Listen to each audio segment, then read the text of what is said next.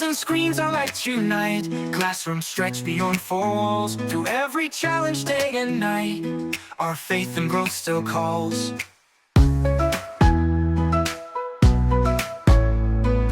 Parents guide with gentle hands. Teachers walk each step inside. Together building future lands where values never hide. Though paths may shift and seasons change, our hearts stay close, our goals arrange. A journey set by trust and care, a mission we all share. These are the bridges we create, from school to home, from heart to heart. Learning grows and values shape, in every role we play our part. Work in progress day by day. Hand in hand we find our way.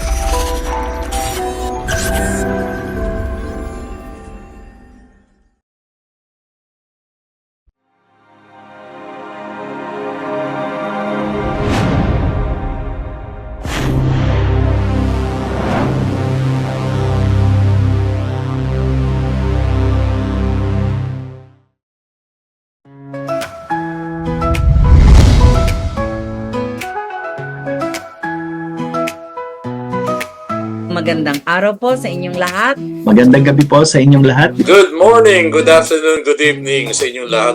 Magandang hapon po sa ating lahat. Ako nga pala si Jean Kenneth M. Ilagan. Ako si Louis Benedict Ignacio. I am Albert Alvin H. De Jesus. This is Dr. Giselle Barion. This is Telma Maranya. This is Attorney Dwight Ramos. I am Dr. Evelyn Songko and I am happy to be with you. Ikinagagalak ko makasama kayo lahat sa isa na namang makabuluhang kwentuhan dito sa Bridges. Excited naman ako sa introduction mo, Dr. Louie. And I'm really so excited to be here. It's really my pleasure to be invited here because this is a very good platform po, not to be only bridging faith, hope, and love, but at the same time bridging the bond between the alumni and their alma mater. Kaya tayo meron sa Patusan as a culminating activity of our devotional practices to the Blessed Mother, because all devotion to the Blessed Mother should always lead to Jesus. Ang mga popular na issues sa mga Pilipino, no? Yung mga may kinalaman sa sikmura, mga economic issues, trabaho, inflation. Pero kahit ganyan pa, makikita na ang mga Pilipino nagbibigay ng attention sa mga political issues gaya ng West Philippine Sea issue. We need our future generations to meet their own needs without sacrificing also yung mga needs natin na nararanasan natin ngayon. So we need this clean air, malinis na hangin, malinis na tubig, yung lupa natin hindi pa poison, then okay pa yung mga karagatan natin, okay pa yung mga kabundukan natin. O kaya naman dati maayos ang pagsasamahan ng mag-asawa, bigla na lang may nangyayari na hindi nila inaakala at yung kanilang family bond humihina. Pati yung relasyon nila sa Diyos biglang humihina. I love you. I love Jesus, Holy Spirit, and Mama Mary. Thank you and God bless. But it's not out there to, use taxpayers. Di pag nalugi yung taxpayers, di mo babawasan yung pagbabayad ng tax.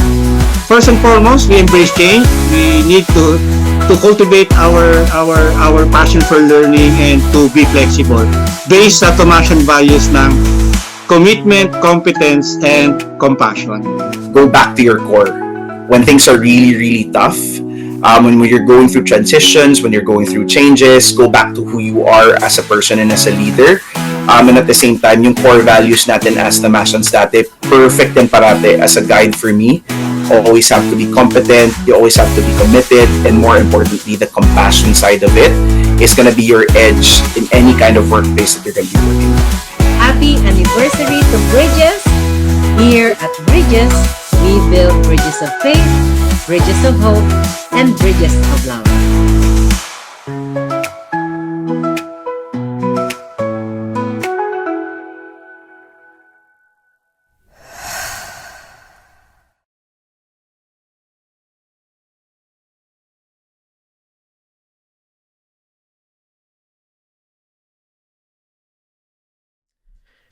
Hello everyone, magandang araw po sa inyong lahat. Welcome po sa isa na namang napakagandang episode ng Bridges. I am Father Marlon Bouvier Vargas, SVD. Isa po akong religious missionary ng Society of the Divine Word na naka-assign po dito sa Rome, kung saan po kayo nagtatrabaho bilang isang editor-in-chief ng aming Arnoldus Nota o yung aming congregational bulletin.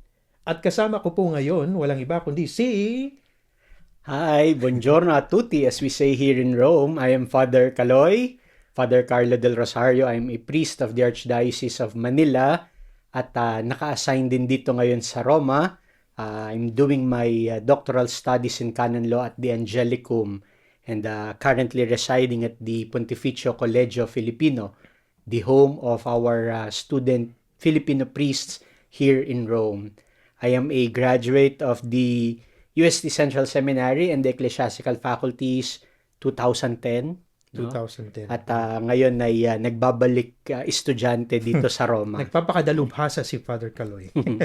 Kamusta po ang buhay, Father Caloy? Mabuti naman, Father Marlon. So happy to see you again, no? Likewise, no? Alam ko nakikita tayo sa iba't ibang occasions dito, mga celebrations natin, mga masses, meetings. Pero hi, hello, kamusta? See you later, see you again. Ngayon lang talaga yung may mga kwentuhan talaga na mahaba-haba, no? Yes, tama yan. And naalala ko dahil sinabi mo, you were a graduate of UST. Siyempre, graduate din ako ng UST. We're Tomasians, we're proud Tomasians. But I graduate ako ng 2003 ng College of Education, kung saan tayo magkasama sa Student Council. Contemporaries kami ni Father Marlon. No? I was at the Central Seminary. Si Father Marlon naman that time ay nasa College of Education. But that was, how many years na ba yun? 2 decades na ba? Yeah. More than 2 20 years na. 20 years, more than 20 years. Diba? So, gaya ng sinabi ko nga po kanina, nandito tayo sa isa namang episode ng Bridges at magkukwentuhan po tayo at ang nais po namin ibahagi sa inyo ay ang tungkol sa aming karanasan noong mga nakaraang buwan kung saan naging bahagi siya ng ating buhay pananampalataya. So, in this episode, we will talk about a new chapter, Pope Leo XIV and the future of the Church. So, pagkukwentuhan po natin yung tungkol sa mga naganap dito sa ating simbahan dito sa Rome at kung paano siya naka-apekto sa atin, especially po tungkol doon sa number 1 sa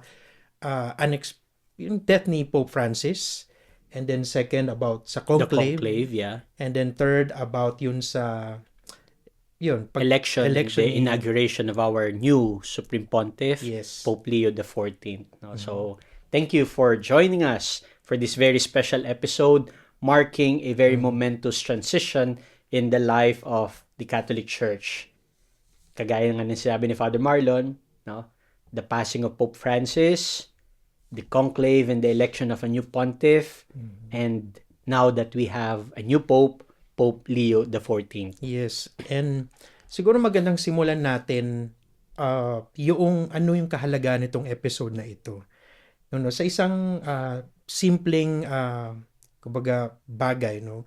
Paano natin pag-uusapan yung tungkol sa kay Pope, sa pagkamatay ni Pope Francis at kay Pope Leo, no? Kung naalala mo, Father Caloy, ang UST, ang ating alma mater, laging doong idinadaos yung mga gathering kapag bumibisita ang isang Santo Papa. Sino-sino na ba yung mga Santo Papa? Yeah, well, the university already has experienced the visits of 3 popes already, no? Yes. The first one was with Pope Paul VI, and then with Pope John Paul II, who twice visited the Philippines and the UST, no? And of course the 2015 papal visit of Pope Francis, where he had a meeting with all the young people at the University of Santo Tomas. So we mentioned that kasi dito tayo magkakaroon ng, makaka-relate kayo sa kwentuhan natin ngayon. Basically, ang kukwento po namin ni Father Caloy ay yung karanasan namin nung mga nangyari ng mga kaganapan dito sa Roma. Simulan nga po natin doon sa pagkamatay ni Pope Francis. Siguro simulan mo, Father Caloy? Actually, Father Marlon, I consider those experiences as parang yung blessed moments, no? Yeah. As I am here in Rome, parang siguro ganun din yung feeling mo na we're so blessed to have witnessed those historic moments in the life of the church, no? Actually, yung day, no, Easter Monday. Yes, it was Easter Monday. When we received the news of the passing of Pope Francis, we just celebrated our morning community mass at the Colegio Filipino. So right after the mass, around 7:30, pa-breakfast kami, we received the sad news, no, the bulletin, no, about the death of Pope Francis. And actually, parang nandoon agad yung naghalo-halo na feeling ng lungkot, ng pagkabigla, no? And ganun pala yung experience, yung feeling. Sabi ko nga, the last time I experienced yung ganung lungkot when my father died during COVID, no? And then suddenly parang eto ulit, parang namatayan ka, and someone, parang isang tatay din na nawala, no? Kaya yun yung isa sa mga hindi ko makakalimutan na experience during this death of Pope Francis. I can resonate with your experience also, Father Kaloy, no? Isipin mo, somehow yung pagkamatay ni Pope Francis para sa it reminds you also of the passing of your dad. At para sa mga Pilipino, maraming, tawagan natin kay Pope Francis, diba, si Lolo Kiko, diba? He was like a father figure, a grandfather to us. Ako naman, nung time na yon, medyo strange yung experience ko nung nalaman ko yung balita, kasi I was with a friend na Redemptorist. So, nandito siya para mag-attend ng meeting. So, nakita kami sa harap ng Basilica de Santa Maria Maggiore. We were, nagkakape, ganyan. Tapos, kukwentuhan kami, catching up, kasi magka-classmate kami sa Chicago. Tagal namin din nagkita after lang years na. Tapos, maya-maya, bilang narinig namin, nagbe-bell, tapos, hindi, matatapos yan. We thought parang Angelus, ganyan. Pero, mga 9 or 10 o'clock kami nandun. Tapos, ayaw matapos, ang tagal-tagal. Nagtatanga, ano ba meron dyan? So, we just continued, and then all of a sudden, parang tumahimik yung paligid namin, nawala yung mga tao, ganyan. Hanggang nung naghiwalay na kami sa metro, nagpaalam na, tapos pagkuha ko ng phone ko, nakita ko na ang daming messages galing sa mga kakilala natin sa Pilipinas. Father, is it true? Si Pope Francis namatay na, ganyan. Iba yung impact niya, parang biglang bumagal yung oras ko ng mga time na yon. At dun nga, pag uwi ko dito, yung community namin, na-receive na rin yung balita, kaya nakalungkot. Sobrang ganun yung nangyari nung time na yun, nabalitaan ko yung kay Pope Francis. At syempre, alam natin after nun, na-receive natin balita, marami na kaganapan na nangyari. Yeah, really an intense period, no? Yes. In the life of the church, not only here in Rome, but sa Universal Church. So, para bang the world paused, yes, no? At that time, na sa pagkamatay ni Pope Francis, para bang tumigil ang lahat. Naramdaman natin yung parang nawalan tayo lahat ng isang tatay, ng isang minamahal na Lolo Kiko, no? Pero it led us also to hope. Yes. No? Yun naman din yung bunga nitong conclave and election of Pope Leo XIV. Yes. Nabanggit mo yan, no, yung experience of hope, 'di ba? Kung paano itinuro sa atin ni Pope Francis na yung kwento, yung nangyari na, of course, we just started Easter season. Nag-appear siya nung Easter Sunday. He attended the celebration in the following day. Kaya we really felt yung experience ng para ng mga apostles o disciples nung time na yun, 'di ba? Yung death of Jesus Christ nung time na tayo naman, ganun din, kasi how could we experience this, the joy of Easter? Tapos ganun yung nangyari. Pero yun nga, sabi ni Pope Francis, really the message of hope, di ba? Kaya medyo challenging yung celebration ng Easter season para sa atin at para sa karamihan din, lalong-lalo na dito sa Rome. At yung period na yun, yung pagluluksa natin, marami din nangyari. Ano-ano yung mga naging participation mo o karanasan mo doon sa period mula nung namatay si Pope Francis? I understand, naalala ko nandun ka nung dinala na yung labi ni Pope. Yeah. Actually, I remember that just last Saturday, I think, we remember the 40th day of passing, of the death of Pope Francis. At binabalikan ko, sabi ko parang ang bilis pala, no? Nakaka 40 days na. It was Easter Monday, April 21, when Pope Francis, the 266 Pope, no, the first Jesuit Pope, died, no. At yung pakiramdam nga na nawalan, na parang isang tatay yung nagpaalam sa ating lahat. Ganun kabigat yung pakiramdam, no? From the time of the announcement of the death of Pope Francis, during that day, we already celebrated a memorial mass, a requiem mass for him at the Colegio Filipino. And then we waited for the official boletino, kung kailan mag-start yung wake, yung transfer nung body sa St. Peter's Basilica, and the schedule of the funeral, of course, no? So when we learned about the official date of the transfer of the body, kasi he was the wake first was held at the Casa Santa Marta, the residence of the Pope. Then after 2 days, he was transferred to the Basilica of San Pietro. I think it was Wednesday. if I remember correctly. Wednesday. So we were there early morning for the transfer of the body of the late Pope Francis. At well, blessed lang din, Father Marlon, kasi nga right after the liturgical rites for the transfer of the body, when they started opening the basilica for public viewing, no, tatlo kami ng mga Filipino priest sa Colegio Filipino na nandoon sa harapan, no, first in line din. So when the doors of the basilica opened, isa kami sa mga unang nakakita talaga doon sa body ni Pope Francis inside the basilica. So nung Wednesday, nung dumating na yung body ni Pope Francis, nandun ka, isa ka sa mga nauna din naka-view dun sa kanyang, nakabigay galang sa kanyang. Yes, yes. Ako naman dumating ako Thursday ng umaga, 5 o'clock. Nandun na ako sa pila sa because of the long line. The long line, kasi nung gabi nga, ng unang gabi, talagang alam ko mga 12, 1 o'clock pa daw natapos na. So Thursday morning naman ako nandun ng 5 o'clock.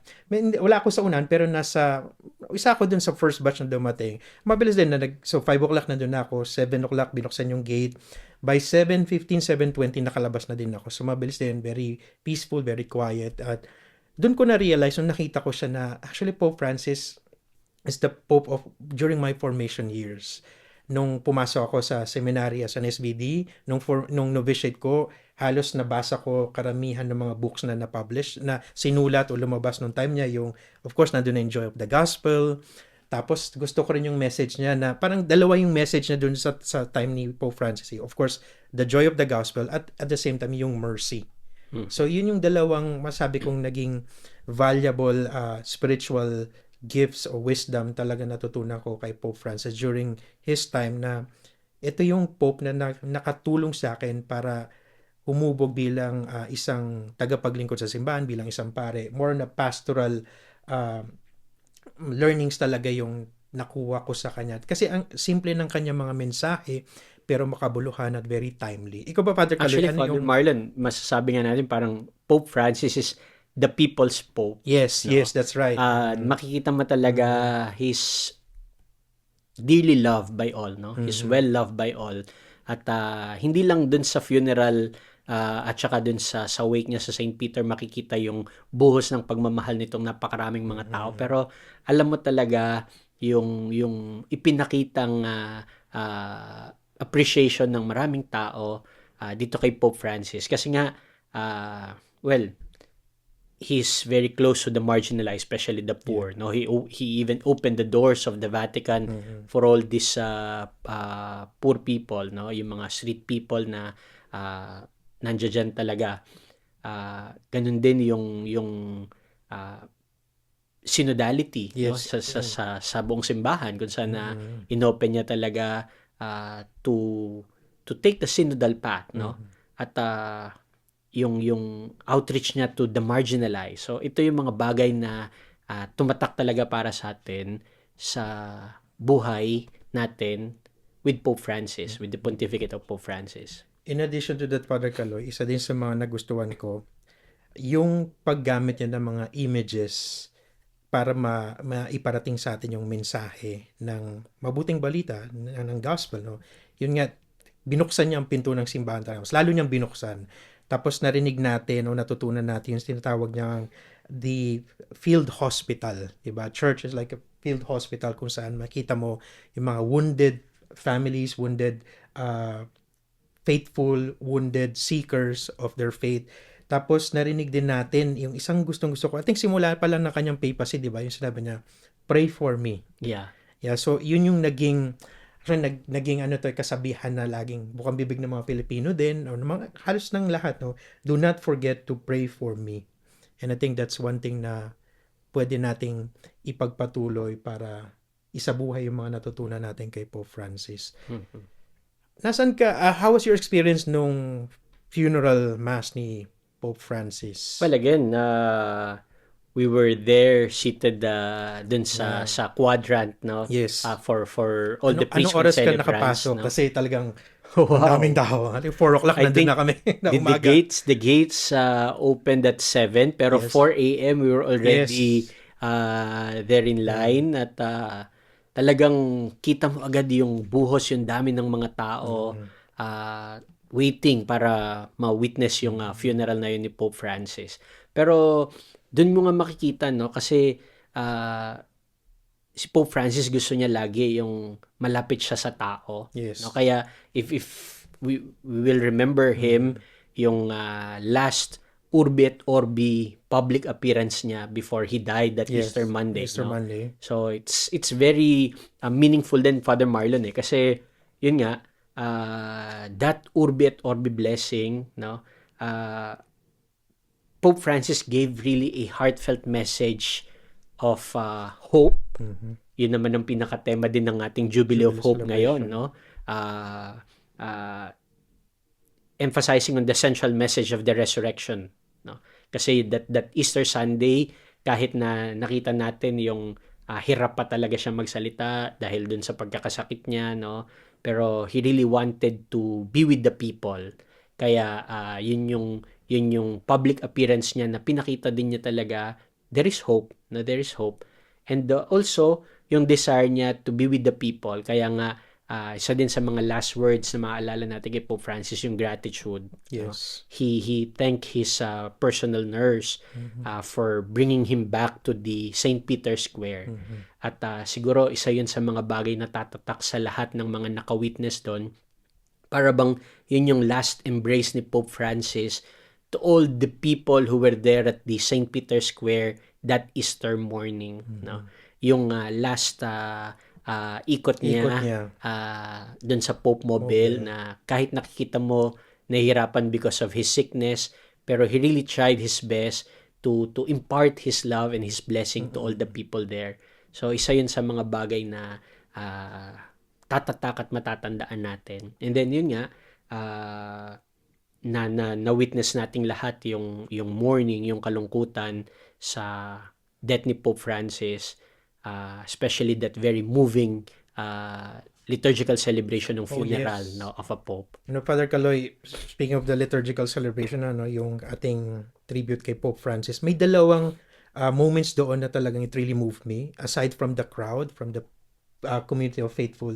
Number one, the gathering of the world leaders na sa ating mga taga-panood, no?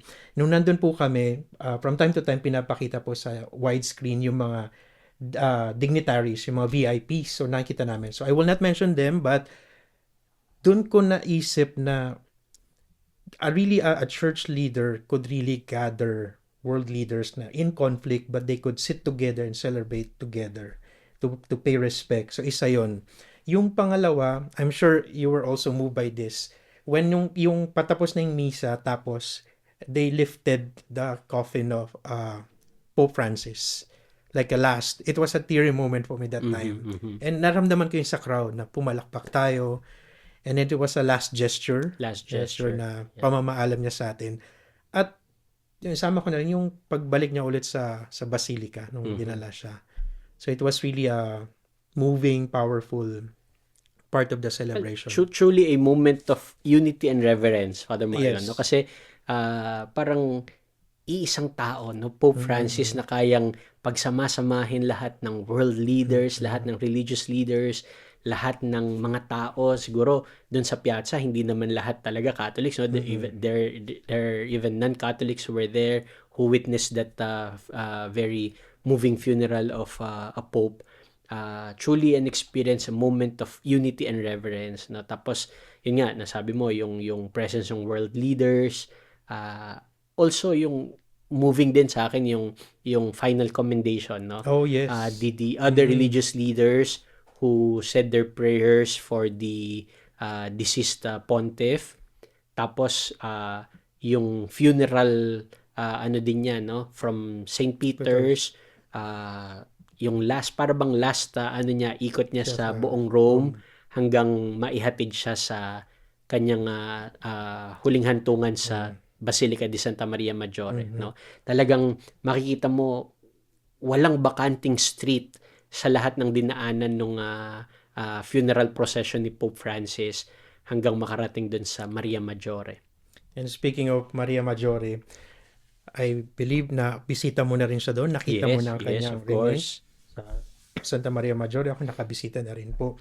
And I guess, nung mga time na yon, ang daming nangyayari, ang daming kaganapan. Kasi few days after that, doon na rin nagsimula yung shift ng attention ng mga tao, ng buong simbahan, ng buong mundo. We're waiting who will be the next pope. So, maybe for now, we can move to another part of our conversation, ng ating kwentuhan. It's interesting kasi first time ko rin ma-experience yung tinatawag nating conclave, and I really learned a lot about this, not only about how it is done, the process, but also about the church in the wider perspective. Lalo na nandito ako nga sa Rome, I feel privileged, humble to learn about our church. Mas lalo kong minahal ang simbahan. So now, pag-usapan natin ang conclave. Yeah. So, ano ba ang conclave? I know, may idea na sila, pero from your experience, Father Caloy, paano siya dumating sa buhay mo? Anong naging impact niya sa'yo? Ano yung takeaways mo sa conclave? Ano yung na-discover mo? Well, as a priest, no, sabi ko nga, we're really blessed and privileged na yung once in a lifetime experience, dito mo talaga may experience, no, sa Roma, yung conclave, yung election ng bagong Santo Papa. Well, as we all know, yung conclave is a gathering of all the cardinals, no, to elect the successor of St. Peter, no, the next pope. And they are gathered in the Sistine Chapel. Pero isang bagay na natutunan ko from Cardinal Tagle, no, sabi niya, it's not just a simple election, no. It's actually a liturgical act. Yes. No, it's a liturgical act. Yung conclave is a liturgical act kasi nga the cardinals, they gathered in prayer, in discernment, at hindi lang sila basta nag-e-elect, kundi pinagdasalan talaga nila kung sino yung sa tingin nila ay worthy na maging susunod na Santo Papa. Yes, and I would like to build on that. Isa rin yan sa natutunan ko about the conclave.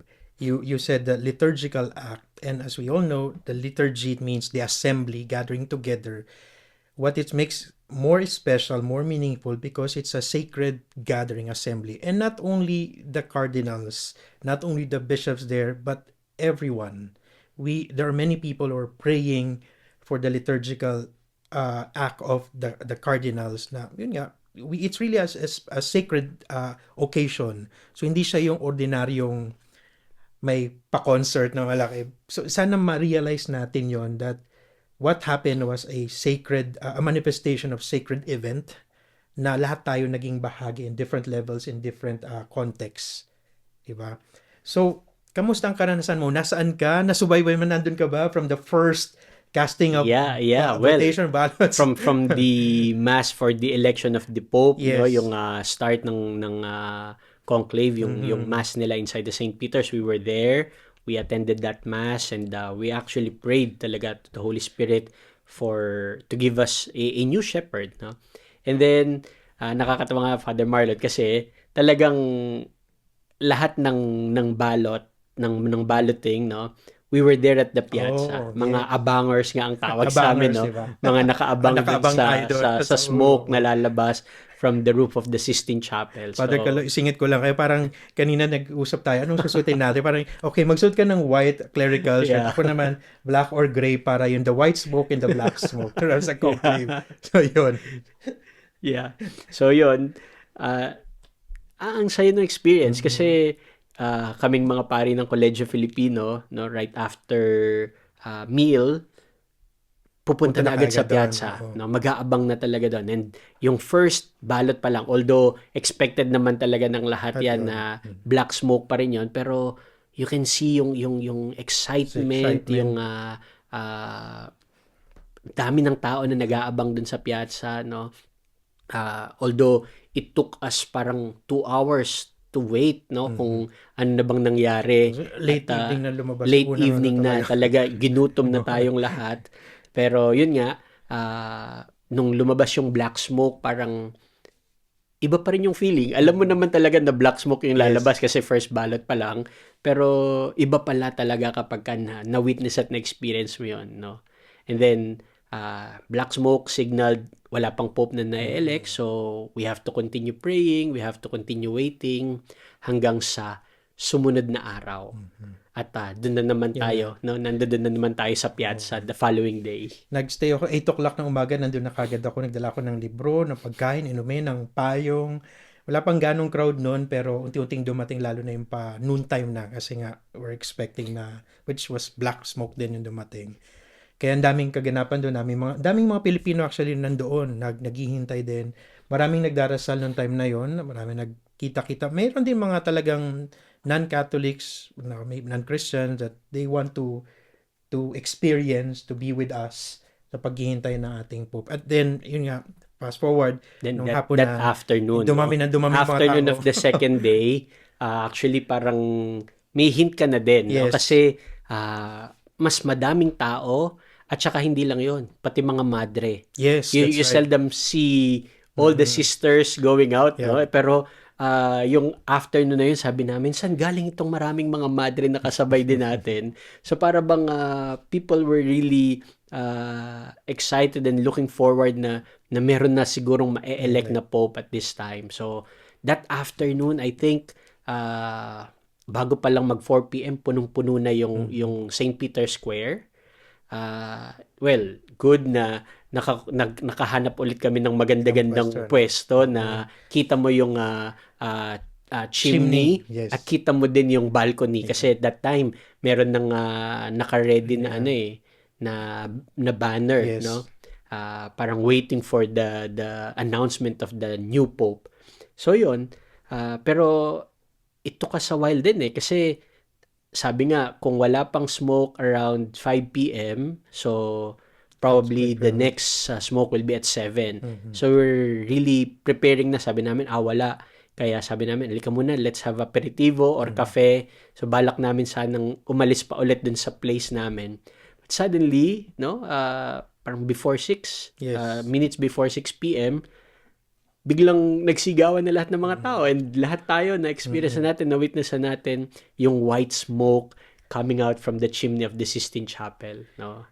Yes, and after a few minutes, almost an hour, naghintay tayo kasi yun yung expected duration mula sa paglabas ng white smoke until pag-appear ng bagong pope, yung pag-announce. Actually, noong time na yun, medyo nawala ng mga signal kasi I don't know kung blinak ba sa signal jammers. jammer. Pero talagang naghihintay ang lahat. I found out the name of the new pope dahil meron akong kasama Habemus Papam. Habemus Papam.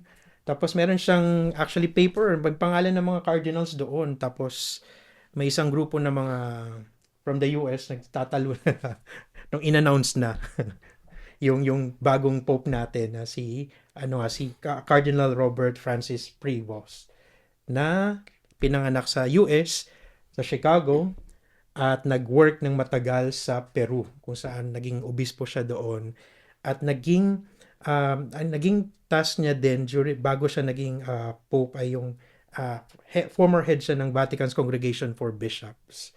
Kaya yun, marami tayong nalaman tungkol sa kanya after nung announcement, after nung nalaman na natin kung sino yung bagong pope, that he's an Augustinian priest, a missionary and the also. first American Pope. The first American so yan Pope. talaga yung history na first American Pope kasi parang I think yung conclave, no? Parang lahat naman may mga papabilin, may Yes. may mga names na lumalabas, pero kahit yung mga American cardinals, they were saying very unlikely to Yes. have an American Pope. Pero etong in-announce, no, Habemus Papam. And when the name was announced, no, Robert Cardinal Prevost, parang lahat was Parang sino to? shocked. Sino to, no? Taga saan to? Ganyan. Yeah. Kami din even yung mga Americans na nasa likod namin, they have their big American flag with them. Tapos the name was announced and sabi namin, kami mga priest, sabi na, the prefect of the dicastery for bishops, an American Pope. And then Americans sa likod namin, sabi nila, what, an American? Pope. Who is he, no? Yeah. Sino siya? And dun lang na-realize ang lahat na eto na yung ating bagong Santo Papa. Ang saya ng ambience nung time na yun, lalo na nung lumabas na nga si Pope Leo, kung paano niya tayo sinalubong, di ba? Yung peace be with you all, di ba? Yun yung magandang mensahe kung paano niya sinimulan yung kanyang papacy, which is very important for us. Tapos, yun nga, doon na nagsimula yung usapin, why Pope Leo the 14th. No, tayo mga Tomasian, if remember, kami po yung mga active sa Student Council dati. Yeah. At nakilala namin si Pope Leo the 13th because of this leadership award for communitarian service. I think your Student Council no time mo ay receive yun. Ang Theological Society. Yes, at saka College kayo of Education Student Council. So, merong connection kaagad. And bukod dito, yung pagiging Tomasian natin na may connection tayo kay Pope Leo in terms of the name, ako, it took me 2 or 3 days to recall na na-meet ko na pala siya 2016 sa Chicago because he ordained a Filipino Agustinian priest. Nag-attend kami doon. Tapos nung nalaman ko nga na, I think na-meet ko na tong Pope na to. So, pero that time, syempre, hindi pa naman kami ganun.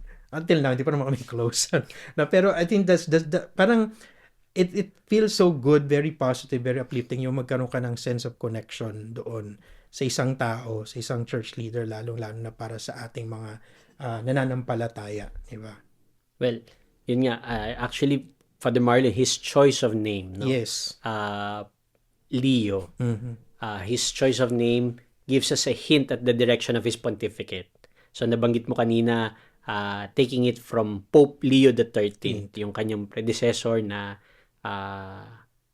talagang ilang taon naman ng wala, pero ngayon ulit naririnig ng simbahan yung pangalan na Leo. Who is Leo the 13th, no? He's the Pope who first wrote a social encyclical, no? Yes. Rerum Novarum. Kaya makita din natin ngayon yung direction ng pontificate na gusto mangyari ni Pope Leo the 14th, why he chose that name at ano yung reference niya with Pope Leo the 13th kung bakit niya kinuha yung pangalan na yun. So his name may be a sign of the kind of leadership he hopes to offer us in the church, no? At pero bilang mga Tomasian, kagaya nga nasabi mo, no, na-encounter mo na pala siya before dahil dun sa school. Siguro sa ating din mga Tomasian, somehow meron ding link tayo with Pope Leo eh. Yes. Kasi although he's an Agustinian, he's an American, pero we can also claim ba na Pope Leo the 14th is also a Tomasian because he finished his licentiate and doctorate in canon law at the Pontifical University of St. Thomas Aquinas here in Rome at the Angelicum. Kaya may close link sa ating mga Tomasino kasi the Pope is also a Tomasian. No? Yes. Kaya nga kami ng mga nag-aaral ngayon ng canon law sa Angelicum, medyo may pressure din kasi yan ang sinasabi ng dean namin ngayon. Sabi niya, our alumnus is the Pope. So parang you really have to do well and finish well your dissertation and makagraduate ka ng maayos dito sa Faculty of Canon Law kasi ang Pope natin ay graduate natin dito sa Angelicum. So yeah. Natutuwa ako dyan sa kwento mo na kasi kami din, dahil nga si Pope Leo ay nag-aral sa Catholic Theological Union. So ang aming SBD US provinces sa US, doon po sa Catholic Theological Union nag-aaral at doon din po ako nag-aaral ng aking priesthood formation. Kaya ganun din yung pressure na parang, we had the privilege of studying where the Pope studied before in the formation. So kailan daw namin ayusin ang aming trabaho, ang servisyo. Pero ang ganda lang na ikwento yung gano'n na if we find our connection to a particular person, a person that many people admire and they have a trust in that person, na yung ganong dynamics, yung ganong kumbaga discipline sa faith natin yung makakatulong na if we reflect and realize our connection together, we would appreciate more our relationship with each other. Ang dami nating madidiscover, di ba? Kaya nga nung sa installation na ni Pope Leo, gano'n na naman. Ang dami na namang crowd. Maaga pala, nandun ulit kami sa araw. Nakapila na doon. Pero nakakatuwa kasi kahit sa siksikan, kahit daming tao, everyone tried their best to be more patient, to be understanding, and really telling and retelling their story, their faith journey, bakit sila nandun, bakit sila mag-a-attend, ano yung naging experience nila sa pagkawala ni Pope Francis, sa conclave, tapos yun nga yung election ng bagong Pope, at finally yun nga sa installation na ni Pope Leo.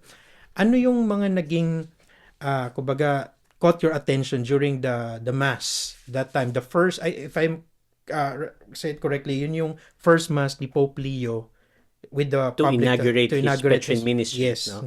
Well, actually, he signaled his early intentions to continue listening. No, kita naman natin yan dun sa napakagandang homily na dineliver niya during the inaugural mass. No, and his intention to build bridges. No, and siguro yun nga.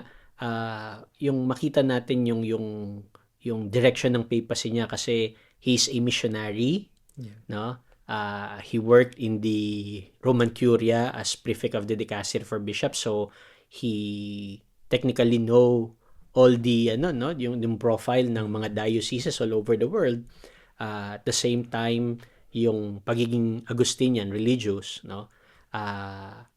So lahat ito dala ni Pope Leo sa pontificate niya. At kita mo agad dun sa inaugural mass pa lang na yon yung link din niya with Pope Francis, no? And yung desire niya to really confirm the faithful in the faith at ipakita ito pa rin yung tradisyon ng simbahan. No? Yes, Father. Habang pinapakinggan ko yan, talagang gusto kong i-share to sa inyong lahat. Ano ang iniisip mo kapag na-realize mo na itong Pope natin ngayon, bago siya naging Pope, ay nakabisita na sa Pilipinas? Sa Pilipinas, yes. Kasi yung mga naunang Pope, they visited Philippines as Pope. But this one, he was a bishop. I think he was not a bishop yet. Yeah, he visited the Philippines 9 times. Yeah, no? Sa Cebu ba to? Cebu, Manila. No? So, nakilala niya ang mga Pilipino, mga bansa natin, even before becoming a bishop and even before becoming a Pope. Diba? Yun dun pa lang na somehow, maaari nating isipin na somehow nakatulong yung karanasan niya yun para mas lalo siyang maglingkod ng tapat at committed dun sa kanyang mission bilang isang misyonero, bilang isang pare. Yeah, I think his experience with the grassroots, no, yung sa peripheries, as prior general of the Augustinians, hindi lang sa Philippines kundi yung maraming iba't ibang mga bansa na nadalaw niya at yung almost 20 years niya ng ministry as a missionary and eventually a bishop in Peru, no? Yun yung malawak at mayaman na karanasan na dala-dala niya ngayon sa buong simbahan. Yes. No? At ito naman talaga yung natin, ito yung tinatahak ng simbahan natin ngayon. No? We are a missionary church, no? At doon din tayo hinahatid ni Pope Leo sa buhay ng simbahan na tinatahak natin ngayon with his papacy. Speaking of yung tinatahak ni Pope Leo sa kanyang papacy, perhaps we could sum up our conversation, ating kwentuhan ngayong araw na ito, na ano yung takeaways natin dito sa karanasang ito recently, dito sa transition ng ating Catholic Church. Ano yung pwede nating pagnilayan at kung saan sa pagninilay natin ay mga aral na makuha natin na makakatulong sa pagpapalalim, pagpapatibay natin pananampalataya at lalong na sa pagiging isang Tomasian. 'Di ba? At hindi lang yung ating university na pinagdadausan ng mga visits ng mga pope. Pero bukod doon, alam natin na may connection na tayo dahil ang ating vision and mission as a university, as Tomasian, ay connected doon sa advocacy o sa papacy ni Pope Leo, which is mission, service. Kaya ano sa palagay mo ang mga pwede nating makuha dito sa mga kaganapan na ito mula sa pagkamatay ni Pope Francis hanggang ngayon sa current papacy ni Pope Leo? Well, dito makita natin, Father Marlon, no? Pope Francis really left a legacy of mercy, of compassion, and his desire to really reform the church. No, he laid the groundwork, no, for all his plans for the church, the synodal church, and then here comes Pope Leo the 14th. No, he's seen as continuing that work. No, pero meron ding hatid na bago, kakaiba para sa simbahan. Yes, I agree with you. Sana wag tayong mag-focus doon sa yung kumbaga very immature mindset na hindi naman yung gusto kong maging pope, ganito. Let's take this an invitation for us to really once again go back on our faith journey as an individual, as a church. And then, paano tayo makapag-contribute doon sa mga plano ng ating Pope ni Pope Leo? As number one nga doon, let's continue the call of Pope Francis, yun nga, to have a compassionate heart, to have a listening heart, na yun din yung ang gustong mangyari ni Pope Leo, di ba? At paano magsisimula yun? By bringing peace. That's why nung kanyang first appearance sa public, ayun nga, peace be with you all. At dito natin makita how could we be an instrument of peace lalo na bilang member ng ating simbahan ngayon. Yan, ang maganda dyan, Father Marlon, no? Kasi dito talaga yung experience natin na ito ng death and funeral of Pope Francis and the election and inaugural of the pontificate of Pope Leo. Here we can see both continuity and change. Yes. No? Continuity in spiritual priorities, no? Yung binigay sa atin ni Pope Francis, mercy, compassion, justice, dialogue, no? But at the same time, change, no? Na hatid ngayon ng papacy ni Pope Leo the 14th, no? Possibly a more structural reform in the church, especially in the Roman Curia, and his focus on peace building, no, on really being a bridge, especially ngayon na ang daming wars na na-experience natin at nakikita natin, na witness natin sa buong mundo. So his offer to be a peace builder, no. At the same time, yung desire niya to really engage the youth, the young people sa buhay ng simbahan. And speaking of the young people, the youth, na lagi niya pagpapatuloy niya, if I may give a concrete calling niya, no, recently, itong nagsimula siya hanggang ngayon, is yung how he pointed out the importance of engaging in the emerging technology, specifically the AI. No, maganda yung naging mensahe niya na it was not a resistance, but actually we really have to engage in a dialogue with this, which is connected just somehow dun yung time din ni Pope Leo, yung kanya Catholic social teaching na yun nga, to be the signs of the time, we have to adapt, we have to continue the dialogue, conversation. At ngayon din na isa yun sa mahalagang bagay na kailangan nating isipin at ipagdasal at gawin ng action, no? How can we bring peace? How to be compassionate? How could be a sign of hope and joy dito sa mundong ito na yun nga, digital church or digital period era kung saan very involved na talaga ang AI, di ba? At I'm sure marami pang mangyayari sa mga susunod na mga buwan, susunod na mga taon. But again, masaya ako personally na ang ating Pope ay isang missionary because it gives us a wider, deeper perspective knowledge about him na hindi, yes, he was born in the US, in American Pope, pero tingnan natin yung naging karansan, yung paglalakbay niya. At I'm sure pagbabalikan natin, kikilalanin natin siya, we discover his journey reaching to this point, meron tayong connection sa mga ginawa niya sa kanyang mga prinsipyo, paniniwala. At tayo din bilang mga Kristiyano, bilang mga Katoliko. So, kaya with that, no, let's watch closely, no.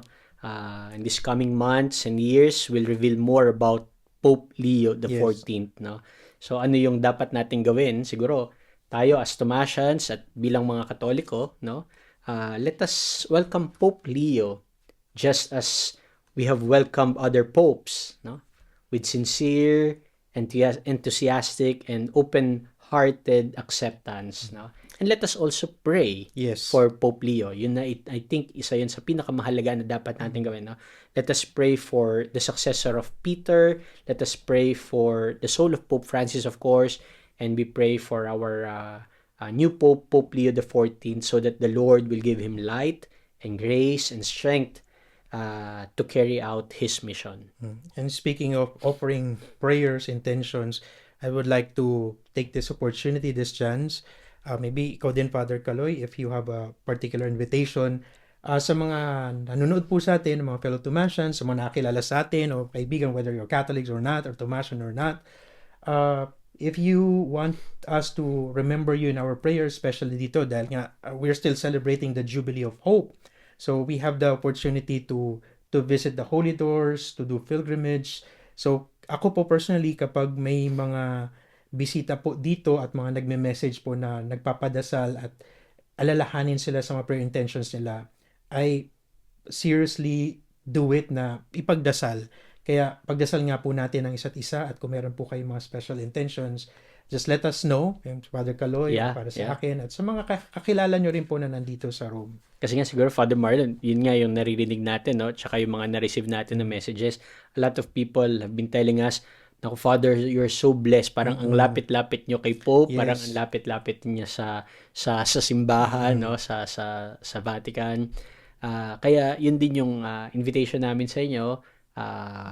We are really blessed to have experienced this historic moments in the life of the church.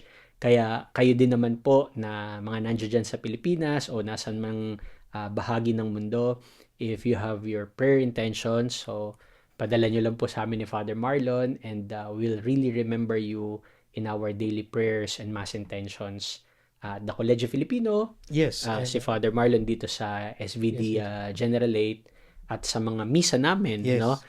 Every time we can celebrate in the Mass of Pope Leo the 14th. Yes. At bago tayo magpaalam, siyempre we are proud Tomasians. We just want to thank all the Tomasians, alumni, especially for your great work in your respective vocation, not only profession but vocation. Maraming tayong naging episodes dito sa Bridges, at mga professionals, maraming ginagawang maganda para sa ating simbahan. So we thank you. We can thank you enough for the great service that you do, and always let us remember always that the service that we give wherever we are, whatever we do sa ating vocation, that is, we give thanks and praise to God for everything that we receive. Kaya po, Father Kaloy, maraming salamat sa iyo. Salamat din, Father Marlon, and dear fellow Tomasians, thank you for joining us, no. Patuloy nating sasaksihan itong pontificate ni Pope Leo the 14th, at magpapatuloy tayo sa buhay natin sa simbahan, no. Yes. So tayo lahat dito sa Bridges. Yes.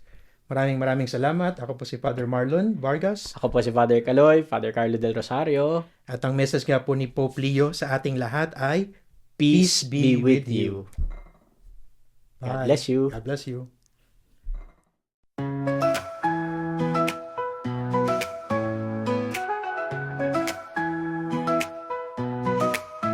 In homes and screens our lights unite, classrooms stretch beyond four walls. Through every challenge day and night, our faith and growth still calls.